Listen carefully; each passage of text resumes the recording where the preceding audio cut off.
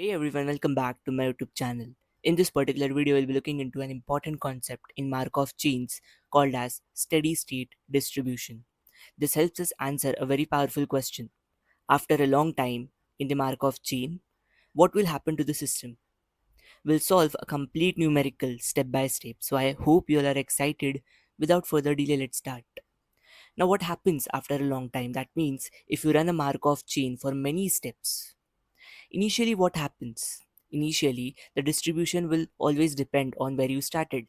It all the probabilities are dependent on what was the start. But after enough steps or after some steps, it stops changing. That means the probabilities will converge. It won't be changing.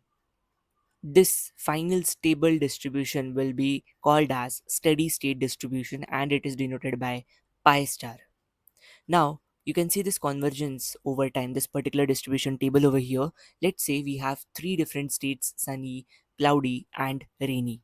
On day one, you can see the distribution is like this: zero point 0.5 for sunny, zero point 0.3 probabilities for the cloudy state, and so on. On day 10, it has got changed to these probabilities. On day 50, you can see these are the changes to the probabilities, and on day 100 these are the changes. Now what thing you can observe: initially the probabilities day wise were changing, right? It was dependent on the start of the state where it started. But as in when it moves to a higher range, in that particular case you can see the probabilities are slightly getting converged, and finally it becomes stable.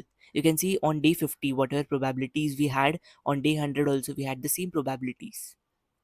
These probabilities are not going to change after a long time, and the moment we get these stable probabilities, that is called as a steady state distribution. So no matter where you start, whether it is sunny, cloudy, or rainy, the system will always converge to the same steady state. Cool. So your pi star, that means your steady state distribution will be this, will be something like this. Okay, all the three probabilities which are converged and will be not changing after, even after applying another transition. So I hope this thing is clear to you all, what exactly is happening and what it is called.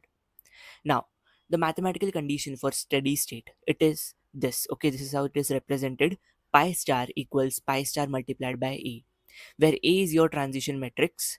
So what it means basically, when you multiply your steady state vector, that is pi star, by TPM, transition probability matrix, that means if you are applying any transition to your pi star, then in that case it always gives you back the same vector, that is pi star. Now this has two conditions. The very first condition is that it follows this particular criteria, that means multiplying it with the TPM will always give you the same steady state distribution, that is pi star. And the second condition is that summation of pi summation of pi I star equals 1. That means whatever are the probabilities in your set of pi star, if you add them, you will always get 1. These two conditions, if are satisfied, it is called as a steady state distribution. So intuition behind it is like an equilibrium. Okay, so like a balance point, water flowing in to each state equals water flowing out. The system will finally reach equilibrium and stops changing. So no matter where you start, it will always come to a stable point where it won't change further. So I hope the concept of it in mathematical terms is also clear to you all. Now let's solve a particular problem based on this particular concept. So here is the problem statement defined. The weather system has three states: sunny, cloudy, and rainy.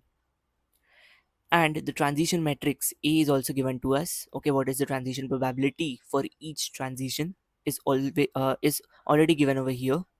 Now, we already have seen how to read this particular transition matrix. The rows are your current state, right, from where you are going to start, and the column is your next state. So if I try to read this particular thing C to S, so it will be like the transition probability from moving from the state cloudy to the state sunny is zero point 0.2. This is how you read it. Okay, so like this, an example is given over here. So what we need to find now, we need to find the steady state distribution. Pi star equals this. Okay, so basically we need to find out what fraction of days are sunny, cloudy, and rainy in the long run.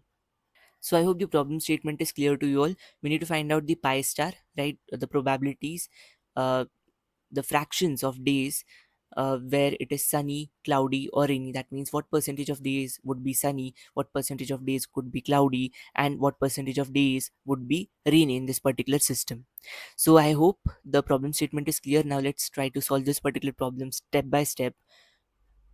Let's start with the solution. So step 1 is to write the equation. Okay, we have this particular equation, pi star equals pi star multiplied by a. This is our very uh, general equation which is used for satisfying the steady state distribution. Now let's consider that your pi star is equals to pi s comma pi c comma pi r. Now we need to find out all the individual items in this particular set, pi s, pi c, and pi r. Now, what is the significance of pi s, pi c, and pi r? So over here you can see. Now, what is pi s? You can simply think pi s as the probability of reaching to the sunny state from all the other states. Okay, so basically we'll see the column S. We'll focus on the column S in the transition probability matrix. This one. Okay, so when we talk about pi s, it would be this. When we talk about pi c, it would be this column, C column. When we talk about pi r, it would be this R column. Okay. Now we need to represent it in the form of an equation. Now how it would be? See, when we talk about pi s, okay, see, pi s. When we talk about pi s, we have to focus on this particular column S, right? So from all the different states, from S, from C to R, okay, all the different states are getting into this state sunny. So it would be something like this: pi s multiplied by zero point 0.6 plus pi c multiplied by zero point 0.2 plus pi r multiplied by zero point 0.1.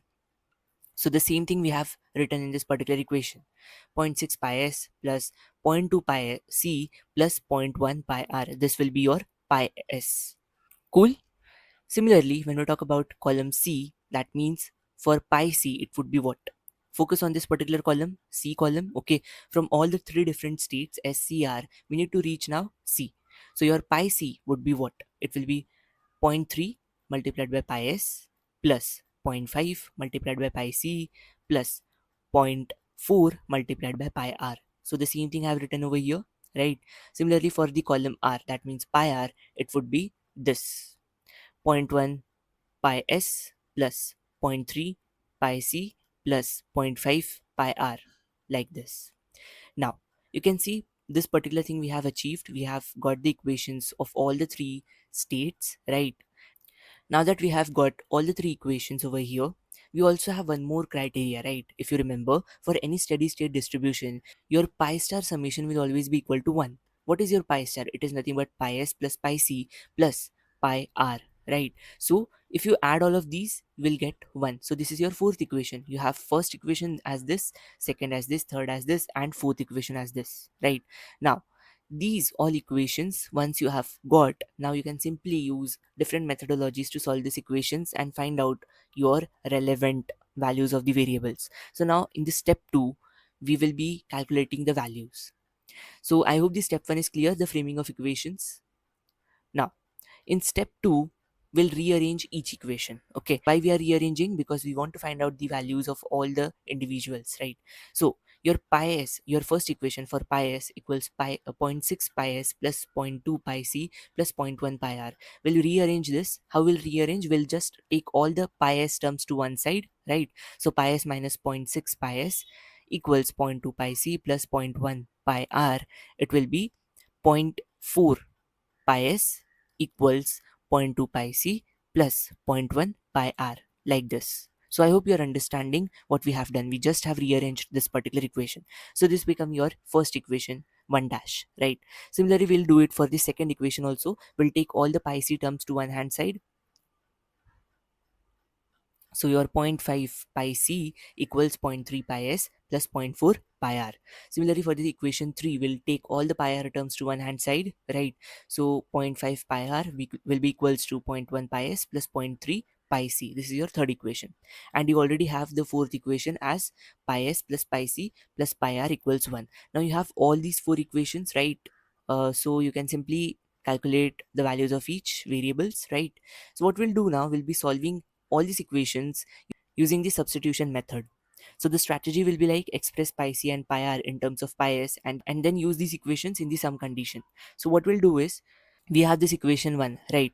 We'll just multiply it by 10 such that we'll get rid of decimals. So your 4 pi s equals 2 pi c plus pi r. Okay, this is your equation A.